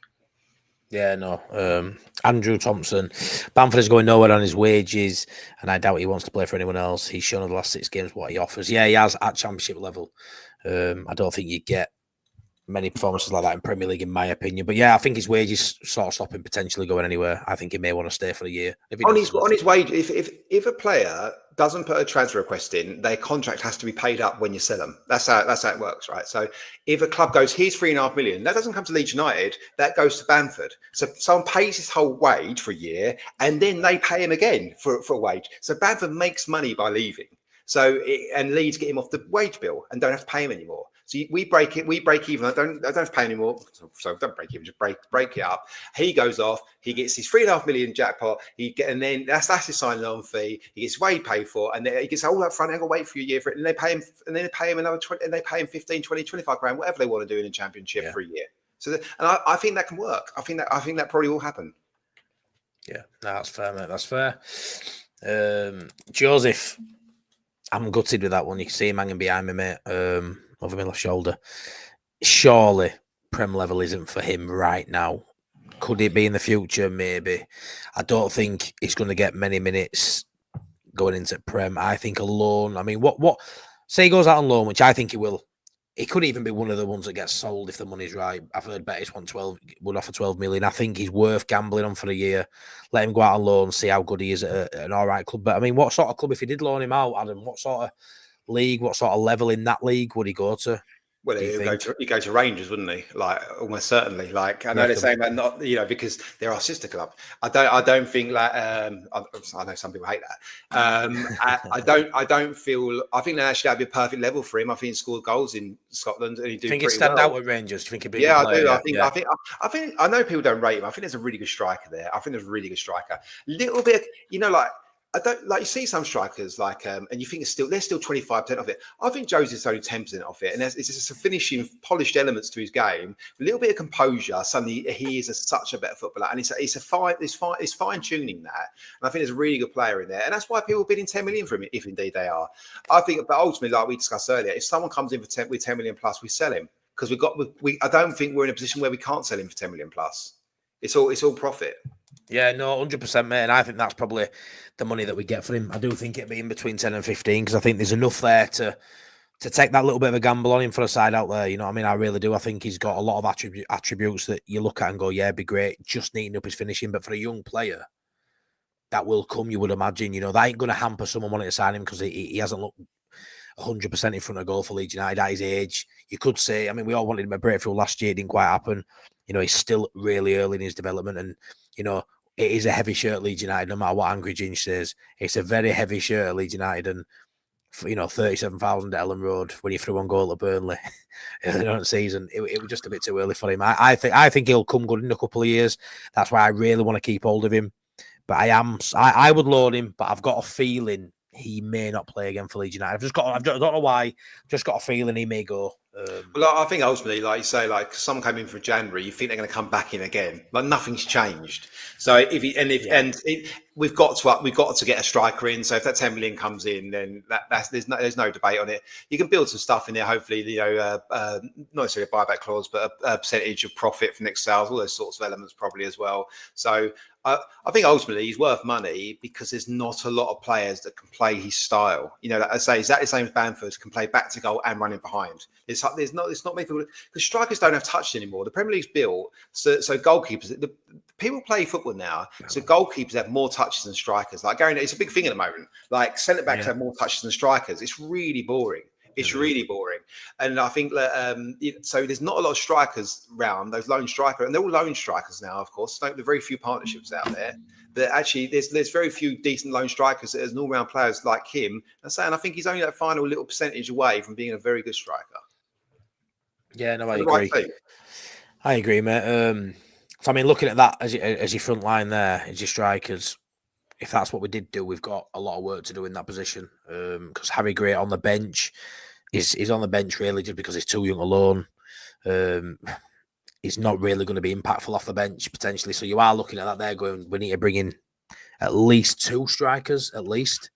I'd say 2's enough. I'd say 2's enough. I think we can balance it. I think we can being one in, Pereira's the backup. And I think we might bring in, say, a 10 and a winger maybe, and that winger might be able to play up front as well. So that winger might be the third choice striker. Say there's a I can't remember his name, but I'm not going to get the name right away. But a left-footed winger, right winger that also can play up front. So I think that might be, we might find a bit of balance that way. So we haven't got to keep building the squad up and have, because I think free options, 3 good proper options into one position I don't think we can do that personally. Not under Farker anyway. You are right in that. If you're that third choice, you're going to get fucking next to no minutes. I mean, second choice might only get 20 minutes a game if he's lucky as well, depending how good, So yeah, I sort of agree with that. 2 battling out and then 1 who could maybe play a different position. Like I say, a 10-hour wing. But I mean, Pirro, I put bench, but I do think I wouldn't be surprised to see him start and lead the line on that first opening day at Premier League. It wouldn't surprise me. Would that put the shits up your mate if that were to happen? If Pirro... No, not necessarily. I think if I said about like profiles of strikers, like really basic, one plays behind the strike wingers, one plays ahead of the wingers. Pro plays, but I think if we were in a 4-3-3 and he was that centre forward that's dropping in with 2 quick wingers going beyond him and darting in diagonally, I think that could work. I don't mind him for that role at all, because he's still. By the way, he'll still be on match of the day finishing chances because he's that good a finisher. He will be one of the best finishers in the Premier League. Still, he's that good a finisher. Wow, that's a statement. I just think he is. I think he's that good a finisher. He's so cool and calm. Like he's just not bothered, is he? He gets in front. What about the space or against quality defenders? What about the goalkeepers? Are we going to be able to pull off saves that he hasn't seen in the Championship? What about all that? Does that? I think I'm not really worried about goalkeepers, and I think space wise, for me, if it was a 4-2-3-1. I don't really want him. I don't, because he's up against. But it's going to be. It is going to be, mate. I think. That's what I mean. But if it's a 4-3-3, I don't mind it because he can drop in. That's where I don't mind it. If it's 4-2-3-1, yeah, I don't think there's a spot for him starting. Yeah, I mean, Danny said, could we see Pirro going? Only reason why I'm asking is because when at Swansea, why wasn't Prem clubs after him? Because everyone plays one striker, and again, he's just not a profile. I think he's found a way to make it work at Leeds. And the way he made it work was he did tweak the role. He does drop in still, but also we have so many. Our XG in the Championship was much higher than anyone else. And obviously part of that he's positioning, etc. But we just make lots of chances in the Championship, so that's why he works, because he's just such a good finisher. He's going to finish chances. Even I get goals. Well, I'm saying he should have probably scored 25 goals. Yeah, 100%. I remember when Bamford got 16 to take us up, and he got 17 in Prem. Remember him? He got 16 goals. I think it will get us up. But I remember that Marcelo Bielsa team looking at going, he should have got 20 odd. Bamford, he should have got 23, 24, 25. Yeah. And I'm saying with Pirro this season, just missed out on 20. If he wouldn't have been getting 4 in that last, one of those last games, he got 4 goals. He'd have been down on 15, 16 goals, which would have looked well shy of what he should have got in this side, really. That 4 really, boosted his numbers. But yeah, I think when you're at this level, playing for a side like Leeds United, he's obviously going to put the ball at the back of net because of how many chances he gets. In the Premier, he ain't going to have as many chances, but he does not miss many sitters. And I know if you're quite short-sighted, you may look at that run of 8 where he missed a few, but they weren't sitters, but he missed shot. He didn't hit the target of every shot that he normally finds the back of the net with. So if you're quite short-sighted in that, you can say, well, that's bollocks, Mike, because he missed chances this season. But for me, he don't miss many. And when you're in Premier League and you're gonna those chances we have, mate, those 22 shots a game and 12 on target are going to be down to maybe 5 shots on goal and maybe 1 or 2 on target if we're lucky. Yeah. I'm happy with him as a second option, as a 1,000,000%. But I do think you may get a bit more than that. But let's I mean, there's been links today with is it Beto from Everton? Just a quick touch on that, mate. I mean, is he the sort of profile you'd like to see? Physical, strong, tall, quick, played in the Premier League? How do you feel? I'm not sure. I've said to a few mates, and they're like, it's really uninspiring as well, which is quite interesting. And the mates essentially like, I've seen more Beto than I have. I quite like him, but maybe we need to aim higher. I like the profile, I like the idea, I like the concept, but how good of an actual footballer he is to make it work. Because that strike, he is, you know, like, I say, if you're playing 4-2-3-1, that striker's got to get a decent amount of goals. They've got to. And I think Beto scored 7 in a poor Everton side. I'm not quite sure he's the right guy, but I'm not quite sure we can get better either. That's the problem. Yeah, no, 100%. You're right with that. I mean, I think a lot of fans think we can go out there and buy, you know, top draw level players. You know, it's just because we're Leeds United. It's not as easy as that. I think Better would be a decent option. Would I want him as our, you know, number 1 option? I'm not too sure. Like Joe Blackburn says here, we're ridiculously good at Udinese. Looking after Everton under Dyche because everyone did. That's a fair comment, Joe, to be fair. I did know of him from when he was at Udinese. I remember him being touted as one of the next big things coming out of there. And going to Everton, like you say, he don't look good at Everton. A lot of people don't look good at Everton, Adam. So it's one of them. Farke didn't look good at Norwich in Prem, yet we're all saying you've got to give him a crack. So sometimes a player at a side that you don't really click for, but for me, 7 goals in a Port Everton side isn't shite. No, it's just not set. He's just not setting the world alight. But at Leeds United, with the wingers, with the players he's got around it, which I think, we're not going to win every game like we have in the Championship. But we've got some talent in there. If we get other players in there, I think it'd be a good asset. Someone who's tall, threat from corners, is quick, is strong, is physical. For me, that sort of player is what I want as my number nine. And then you've got a totally different profile in Pido, mate. If that's not working, I quite like that dynamic. Or if you start Pido when you have someone like Beto, start going more direct, get balls in box because he can't hold it up today. Pido, it's not working. That's what we need, I think. Something totally different. And if that's what we're looking at, I'm quite happy with that. But I mean, it's a pretty good finish, to be fair. And I think, like we discussed the other week as well, in the Premier League, we have to find different ways. We're not going to just keep on getting the fullbacks around the back of teams and doing cutbacks.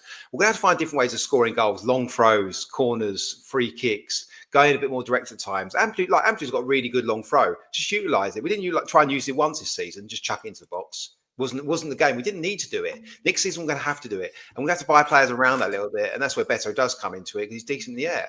He's not really a long ball merchant, I don't think. He's not. That's why he didn't work under Dyche. I think he's good on. He's a good footballer. He's a decent footballer. Yeah. I say, I don't know if I'm like, he doesn't go, oh wow, but I say, like, to get better, I'm not sure we can. I just don't think, we're not going to go and get Sesko. We're not going to go and get these players. Exactly. It's just not going to happen. Yeah, I mean, it all comes down to money as well. I mean, I don't know how much they'd want from him, because they'd be selling him to a rival, which we would be. You'd probably think we'd be occupying maybe around the same area of the table. I would have. I don't think Everton are going to be pushing top 10 just because we're in a new stadium.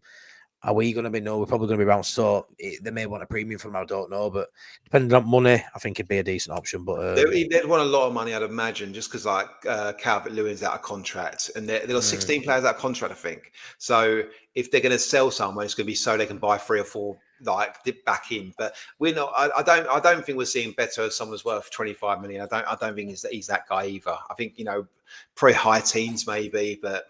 Well, that's the thing. Like Danny said, I remember seeing this earlier. I said that they paid 20 for him. So the problem with that is they're going to want more. So that's probably there where you look at it and go, I wouldn't want Beto for 25 plus. I wouldn't. I'd have him for maybe 20 top end. But I mean, it's not my money. I don't really care. But it seems a massive chunk of change if you're talking 25, 30. And he's in 50 grand a week, which I don't think is extortionate for a Premier League striker, to be honest. No, 50 grand a week. So it's only 2.5 million a year in it. So it's not terrible. It's like, I think, I mean, we're gonna have to spend 25 million on an A striker. That's 100%. For sure. And it's whether Beto. You say like it's fine. Us getting better. Talk about individual like Beto. There's there is options in Europe. There's not a lot of options because everyone plays one striker these days. Not a lot of option, and I say it's got to be a really good all rounder. They're going to have to do quite a lot of a role in terms of hold up, running behind, all sorts of things. Good at good in the air, good at finishing. We're asking a lot regardless. So it's a tough profile to find. They are out there, but of course if they're out there. And if they're going to, if they're out there and they're going to score 15 goals in the Premier League, someone will outbid us for them. And that's simple. That's true, mate. Like I said, we're going to be battling with everyone for them, aren't we? Like Danny says, can we do a deal somehow where they have Harrison if they really want him? Potentially, we've had dealings with him for the last 2 seasons now, so there's a bit of dialogue there already. Angus, he can talk to himself. Angus is exactly. There's a lot of links there between us and Everton now, where is that why it's out there as a link? Because we've got these links with Everton, and maybe it's an easy sort of thing to conjure up. But if there's some legs to it, I'm all for it. To be fair, I wouldn't mind. Joe Blackburn, Leeds fans tend to have a really high view of who we can get, though. Like I saw someone yesterday say we need to sign words, and they weren't kidding. We need to control expectations. Of course we do, Joe.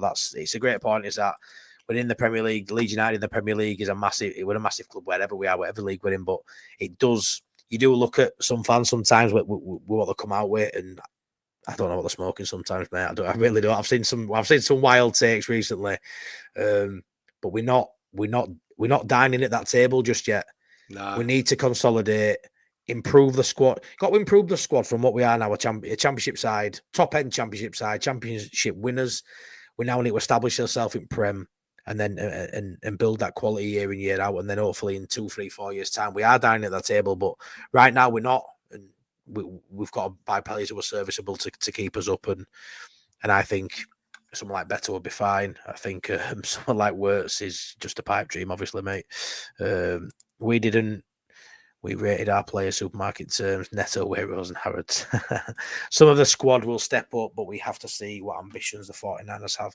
Yeah, we do. It's going to be an interesting summer. I can't wait for it.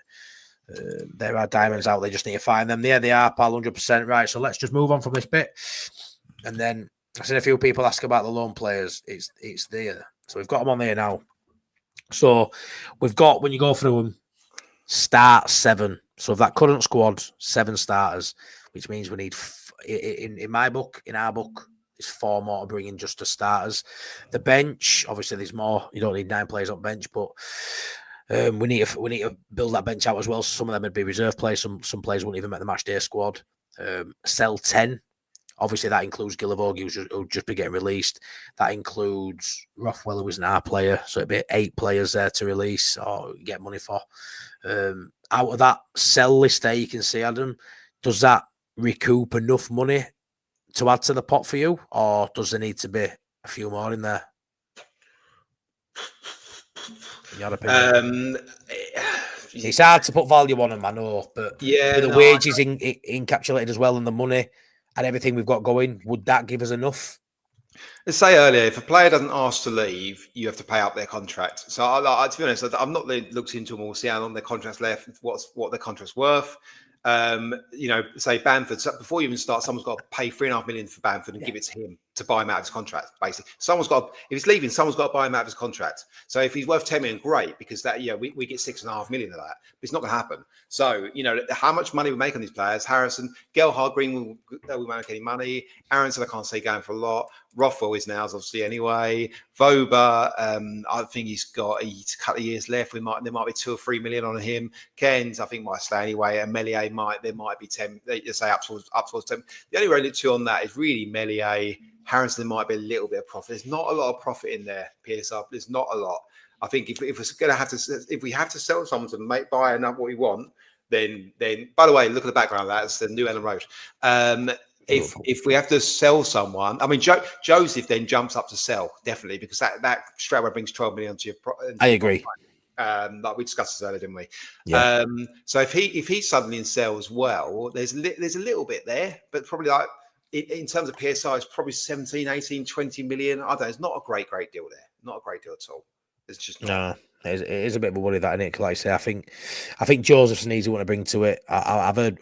I sort of think of the bracket of maybes who they may sell if they need the money. I don't know if you agree with this. Would be Joseph, potentially Strauch and Nonto. They'd be maybe one of the 3. Would you think, or is there anyone out there you could see? I think they'd be potentially the three, especially with the sort of the profit that could be in those transfers if needed. I'd be surprised if anyone came in for anyone we weren't. So the top seven, for example, like I don't think anyone will come in for them with. I don't think with bids that we go we can't turn down. I don't think so. The bench, Nonto is probably the one on there, and Strauch, as you say, Gruev. There's an option there. If suddenly, like I mean, Gruev's 2 years left in 4. We got him for 7, so he's got 3.5 million left. So he got 3.5 million. If he doesn't ask leave, he probably got another 3 million on top. So you got 6.5 million break even on Gruev before you even start. So like 10 million brings in free. So it's next to nothing. That's the problem. Everyone said all this and the other. You got to do it, and then agent fee gets involved, and you got to buy some to replace him. There's another agent's fee, and before you know it, there's very little. Even though the amortized player, the new player's amortized over length of his contract, it's not a lot different. Do you know what I mean? So it's really you've got to get a decent profit to warrant it. Like you've got to clear 12 million sort of to make any real difference in it. So I think. Yeah, Nonto's probably the one. Grev might do a little bit. Strauch's probably the other one. But if Strauch goes, then you got to buy 2 centre backs. Like it's Yeah. I mean, I think it's literally just It's just pushing bits around on the board and getting absolutely nowhere with it. Ultimately. Yeah, 100%. I mean, like Joe Blackman says there is a lot of wiggle room. We've got some signings from the 24 season. Archie Gray, they did it on the deadline, didn't they? So it cut over to this season, I think. So we can add that. What I don't understand is, I do understand it. The accounts are obviously different. So the PSR window is different to your accounting window. So Gray, I think, went to our last accounts, I think, but didn't necessarily go into the last lot, didn't go into the last lot of PSR. So I think there's something in that. So straight away, yeah, I mean, but we can only lose up to 61 million over the last 2 seasons and this season. So there's going to be a lot of scope in there. But I think ultimately the 49ers know what we need to do. And I say there's loads of variables. There's lots of unknown variables. There's lots of variable parameters. So they know where they stand, but they don't know where they stand. Sorry, but they know where they need to get to. And I think they'll work out to get there. And they know they've got to build a squad. They know they've got to bring some decent players in. I think we will end up spending a decent amount of money. I can't quite envisage exactly how we do it. A couple of players, I say, might leave that we weren't expecting. Yeah, I think so too, mate. I think we had that last season, though, didn't we? I didn't expect Rutter to go. Definitely didn't expect Gray to go at a point. We all thought some of them would go. I didn't think Kamara would go. I thought that came out of left field. I was surprised at that. I wasn't bothered. I've never massively loved him anyway, but all right. But I was surprised at some of the ones we lost last season. I really was.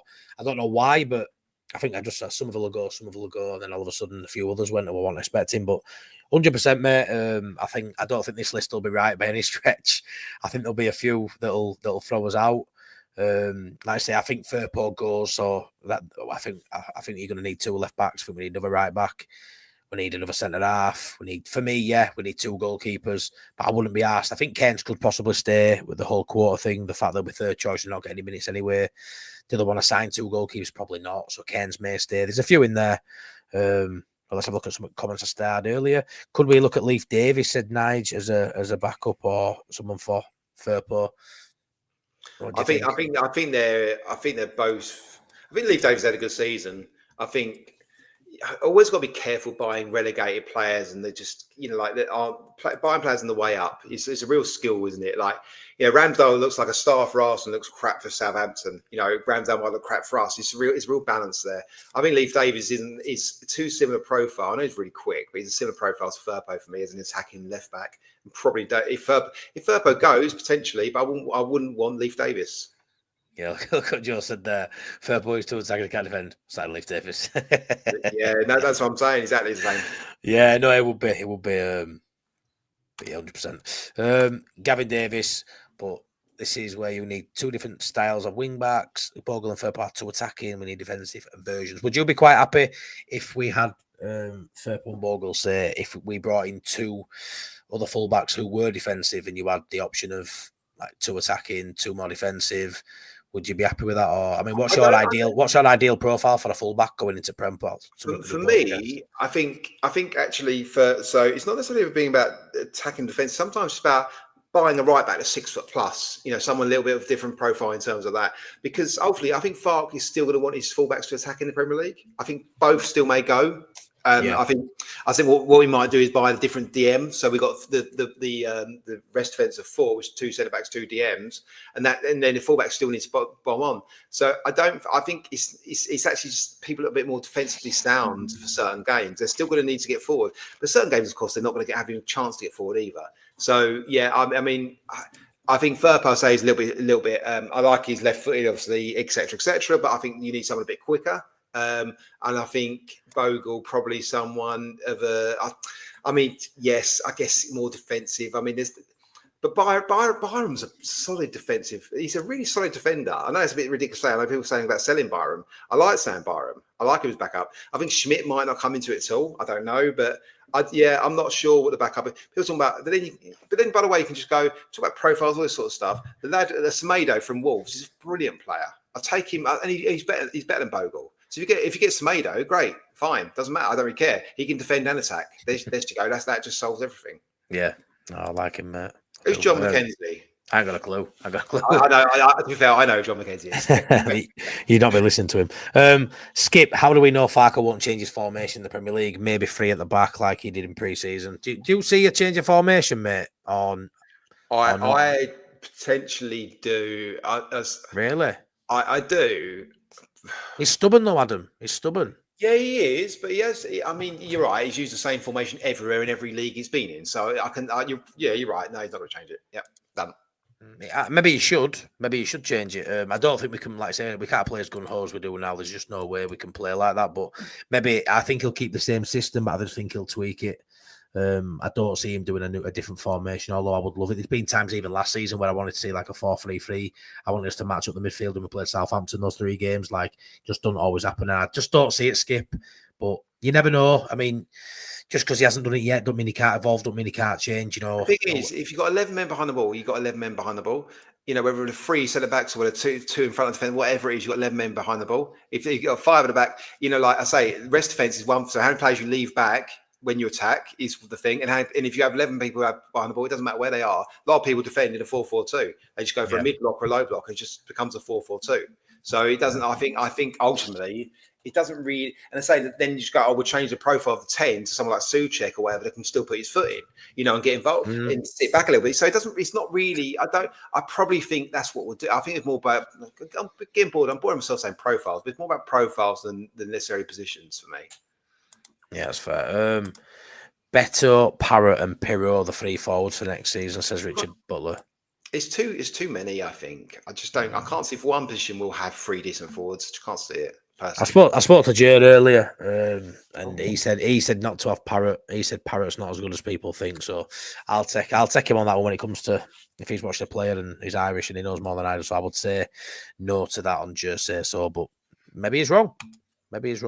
Do not underestimate Rothwell. We need good set piece in the Prem. Yeah, and honestly, Richard, I don't underestimate Rothwell at all.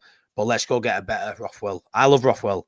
But 100% we need to upgrade one of them, at least one of them midfielders. And in my list, there's only one I'd let go. I can't keep Rothwell based on the fact he can take a good corner and a free kick because I want to sign someone who can do that better. So that's where I'm at with that one, Richard. But yeah, a Rothwell kind of player I would keep. I don't know, Adam isn't asked for that really. He wants a bit of a destroyer, and that's fine. Opinions and things I can see reasons for both. But we can get a destroyer that can also take a free kick, couldn't we, Adam? Well, you can get a left back, you can get a 10, you can get a winger. There's lots. It hasn't got to be that centre midfield attack. And Rothwell's decent at corners and set pieces. It's not incredible. Solomon could do it. So I think Solomon could take free kicks, and his delivery is really good when he does it consistently. But he's been chopping and changing. He hasn't took free kicks all season, has he? By the way, if we haven't got people to attack, it's all a waste of time unless you've got people that are going to attack the ball as well. So if you buy a really good left back that can take a corner and a free kick, you've got to buy a centre back and a striker that can both attack the football.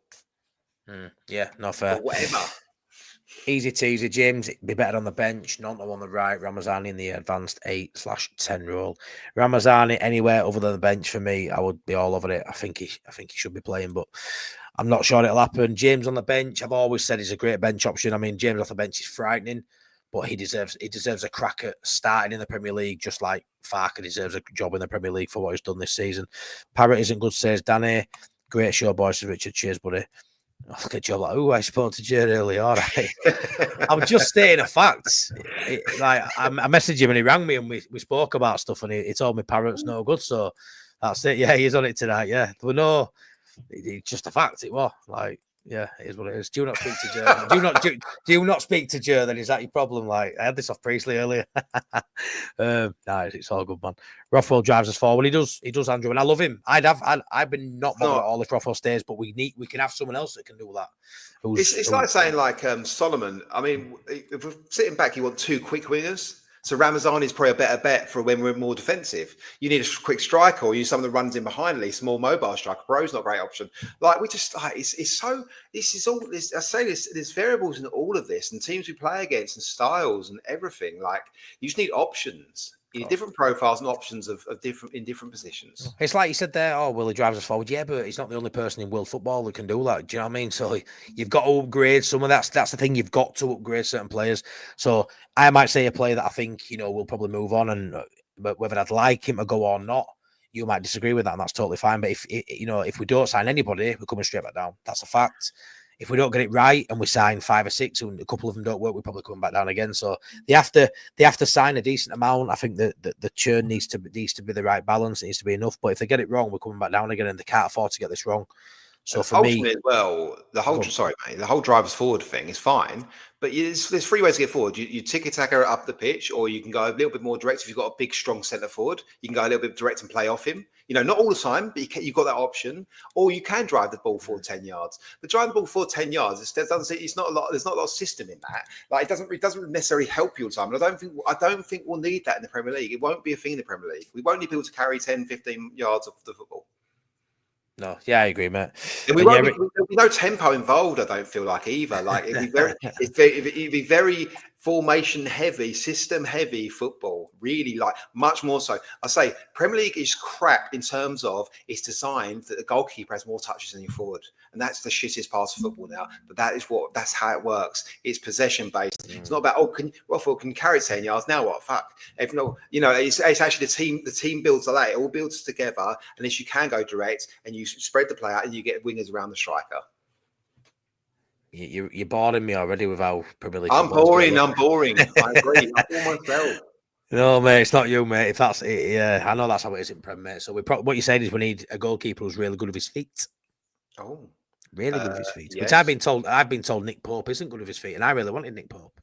I don't mind the idea. I don't necessarily think where they have more touches. They haven't necessarily got them ping the ball 50 yards. You just got to be able to control it and give it to someone along the floor. It's fine. Yeah, no, I agree. Josh Sargent, 910, All-American. I assume that's a joke, mate. Absolutely not. Not even in the Championship, pal. Big story in the press. I'd Vardy and his wife are going to America, as they both have offers over there. I could see that happening, mate. Beto is literally from Guinea. I'm going to say that Bissau in Africa, fair enough. But Rothwell is shy at set pieces, yet fronts like Beckham, nada. Don't know what that means. Oi, Adam, us goalkeepers like having the ball sometimes too. You greedy bastards up there. Yeah, man. Robert Crump asked earlier, would you go for Bellingham if Sunderland didn't go up? I wouldn't, no. I do like Bellingham. I wouldn't. But I think the money it takes to get him is not what we need at the moment. I agree. I expect him to move a year up a bit like his brother did, but I'm sure if they don't go up, well, they're probably not going to go up now. The form is shocking. I mean, if they don't go up, I would assume he would jump at the chance to come with Leeds in Premier League. But yeah, I like Chris Rigg. I actually prefer Rigg to Bellingham, if I'm honest. The Bellingham name, does that shine him up a little bit? I would say so. Very good player, but for us in Prem, I want someone proven. I wouldn't want to take a gamble on a Bellingham, if I'm honest, but I could see it happening if they don't go up. I reckon there's a lot of teams who would have him in Prem. Would Leeds look at him? Maybe. Oh, there is definitely because they can spend money, the money that's needed on him for him to come in and be a squad player. We can't do that. A lot of Premier clubs, Crystal Palace, etc., 25 million, whatever it is. Yeah, perfect. Yeah. And get used to the Prem slowly, start on the bench, build his way into it, whatever. We can't do that. Yeah, no, I fully agree with that. Like I say, someone like Palace, they're quite good at doing that as well. They've brought a lot of players, top players from the Championship who are still young, English. We've seen it with Eze, we've seen it with a lot of players, haven't we, with Palace. They can do that. We can't really afford to do it.